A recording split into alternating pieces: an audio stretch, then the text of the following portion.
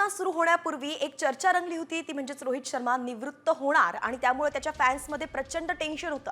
पण न्यूझीलंड विरुद्ध भारताच्या विजयानंतर भारताचा कर्णधार रोहित शर्मानं त्याच्या निवृत्तीच्या अफवांवरती स्पष्ट उत्तर दिलंय. रोहित शर्मा चॅम्पियन्स ट्रॉफी स्पर्धा संपल्यानंतर वनडे क्रिकेटला निरोप देऊ शकतो अशी चर्चा होती. पण आता खुद्द रोहितनं हिटमॅननंच सांगितलंय की असं काहीही होणार नाहीये आणि त्याने पूर्णविराम दिलाय. कॉमस्कोर नुसार आता isakal.com आहे देशातील नंबर 1 ची मराठी न्यूज वेबसाईट. प्रत्येक अपडेटसाठी isakal.com ला नक्की भेट द्या. नेमकं रोहित शर्मा काय म्हणाला पाहूयात. भविष्यात काही वेगळे प्लॅन नाहीयेत. जे जसं आहे तसंच सुरू राहणार आहे.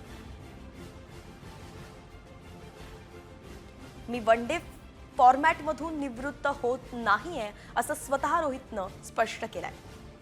पुढे कोणत्याही अफवा पसरवल्या जाऊ नयेत यासाठी मी हे सांगतोय, हे देखील आवर्जून त्याने म्हटलंय. निवृत्त होण्याबाबत रोहित शर्माने हे स्पष्टीकरण दिलं आणि आपल्या सगळ्या फॅन्सना अजून एक मोठा दिलासा दिला.